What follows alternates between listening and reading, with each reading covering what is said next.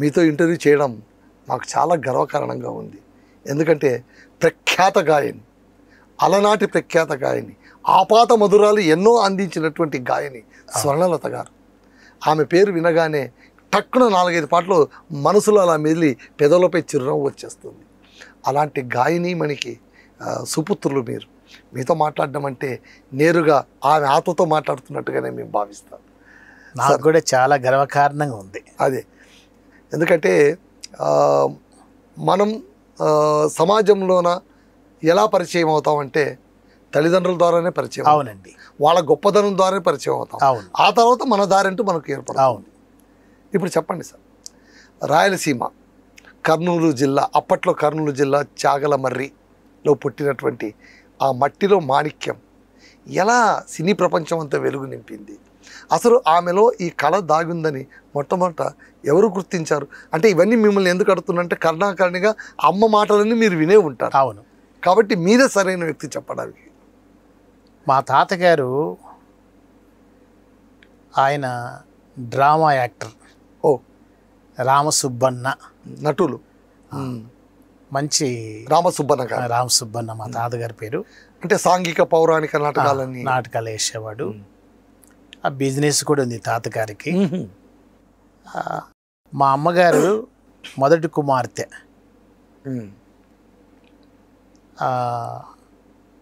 ఆమె పేరు మహాలక్ష్మి. ఓ, స్వర్ణలత గారు కాదు, మహాలక్ష్మి. తెరపైకి వచ్చాక పేరు మారింది. ఓకే. మహాలక్ష్మి అయితే మనకు బర్రెలు బాగున్నాయి. ఎనుములు ఎనుములు ఎనుములు కర్నూలు జిల్లా రాయలసీమలో ఎనుములు తోలుకుంటే చిన్న వయసు పాట పాడుతూ వచ్చేది. 7 సంవత్సరాలకి సింగర్ అయింది అమ్మ. అప్పుడు కమాల్ గొడ్లు కాపుకుంటూ అలా గొంతులో పలికిన పాట ఎందరికో ఊపిరిగా మారిపోయింది. కమాల్ గారని కొండ సింకాసల కమాల్ గారని కమలాపురానికి సమీపంలో ఉంటుంది కొండ సింకాసల అని.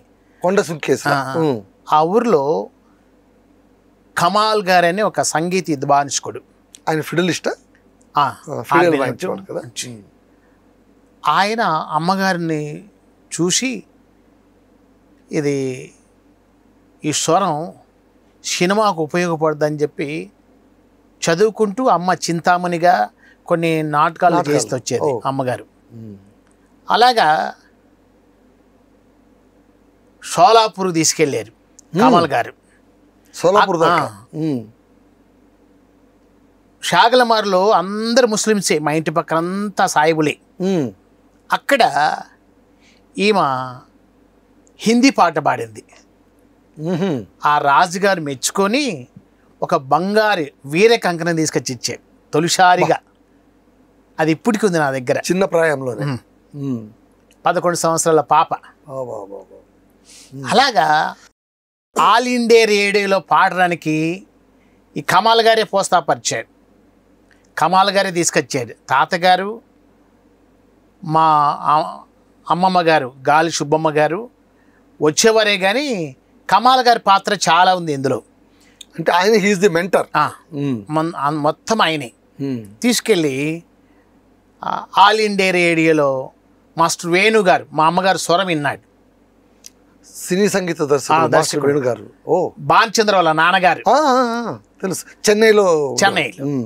ఆయన అమ్మగారిని సినిమా రంగంలో పరిచయం చేశాడు. ఎక్కువ లలితా గీతాలు పాడేది అమ్మగారు. లలిత సంగీతం ఎక్కువ లలిత సంగీతం ఎక్కువగా ప్రాచుర్యం పొందింది అప్పుడే. బాగా అప్పుడే 50 రూపాయల జీతం, నెల జీతం అమ్మకి.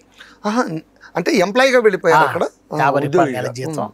తర్వాత సినిమాలో కస్తూరి శివరావు గారితో తొలిసారిగా మాయిరంబ అనే సినిమా, రాత్రనక పగలనక అనే పాట అమ్మగారు పాడి. అంటే ఆమె ఆల్ ఇండియా రేడియోలోనే పాడుతున్నప్పుడు ఎవరు ఆమెను సినీ వైపుగా మళ్లించాలని అనుకున్నారు? ఎందుకంటే ఒక దశ. ఇప్పుడు గతంలోన సినిమాకు వెళ్ళి పాడడం అనేటువంటిది కొన్ని దశలు దాటుకొని రావాలి. మొదట థియేటర్ ఆర్ట్స్, నాటక రంగం, ఆ తర్వాత ఏఐఆర్, ఆ తర్వాత సినీ పరిశ్రమ. హెచ్ఎంబి కంపెనీ ఉన్నది కదా, అందులో మా వేణు గారు పని చేస్తున్నాను. ఓకే. అప్పుడు అమ్మగారు రికార్డులన్నీ మాస్టర్ వేణుగారితో పాడింది. అంటే కొత్త గాయని మండలను బాగా హెచ్ఎంవి వాళ్ళు బాగా ప్రోత్సాహపరిచాడు. వేణుగారు బాగా సహకరించారు. అలాగా మాయిరంబ అనే సినిమాలో పాడుతూ పరమానంద శిశువులు అంకినేని నాగేశ్వర హీరో. అందులో సువర్ణ దక్షిణమూర్తి సుసర్ల దక్షిణమూర్తి మ్యూజిక్ డైరెక్టర్ అందులో నటించింది, అందులో పాడింది. అమ్మగారు నటించారు కూడా. నటించారు అందులో. టి కనకం గారు, తర్వాత గిరిజే గారు, వీళ్ళందరూ నటిస్తూ పాటలు పాడారు. తర్వాత అంటే ఏ సినిమా మొదటి సినిమా అమ్మగారిది? మాయారంభన, పరమానంద శిశువు? మాయరంభ. సో ఇద్దరు అగ్ర నటులతో తొలి ప్రవేశంలోనే ఎన్టీ రామారావు గారు, తర్వాత నాగేశ్వరరావు గారు 2 సినిమాల్లోనూ నటించింది, పాడారు. అలాగా అమ్మగారికి. తర్వాత అగ్ని పరీక్ష ఎంఎస్ రామారావు గారు, సుందరాకాండ ఫేమ్, ఆయనతో పాడింది. ఆయనతో పాడడం మహా కష్టం. కానీ అలాగా పిఠాపురం గారు, పిఠాపురం నాగేశ్వరరావు గారు, తర్వాత మాధవ సత్యం గారు, బి గోపాలం గారు, తర్వాత సత్యరావు గారు, అంటే వీళ్ళందరూ హాస్య గీతాలకు, అంటే ఒక రకమైన ప్రత్యేక గీతాలకు ప్రసిద్ధి వీళ్ళందరూ.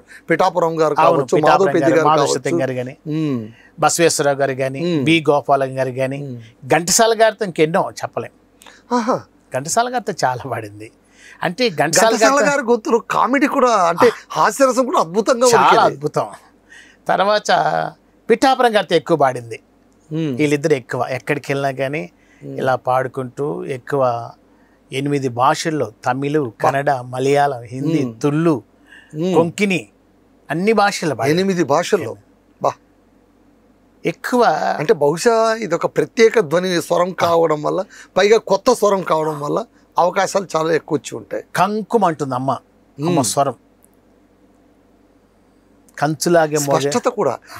ఈ తరం గాయకులు గాయనిమణులు తెలుసుకోవాల్సింది ఏంటంటే, పాత తరం వాళ్ళ నుంచి వాళ్ళ స్వరం ఎంత స్పష్టమో పలుకు అంతే స్పష్టం, అంతే, మాటలు మింగరు.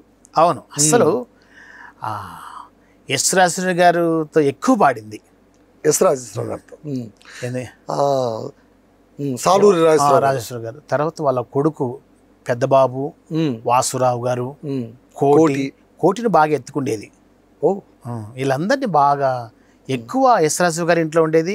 మాస్టర్ గారి వేణు గారి ఇంటి ఎదురుగానే మేము ఉన్నాం, బోగు రోడ్లో, చెన్నైలో. అంటే అప్పట్లోనే సొంత ఇల్లు అంతా ఉండేది, చాలా పెద్ద ఇల్లు అని. చాలా ఎకరం పైన ఉంటుంది. ఎకరం పైనే, అయ్యా బాబు.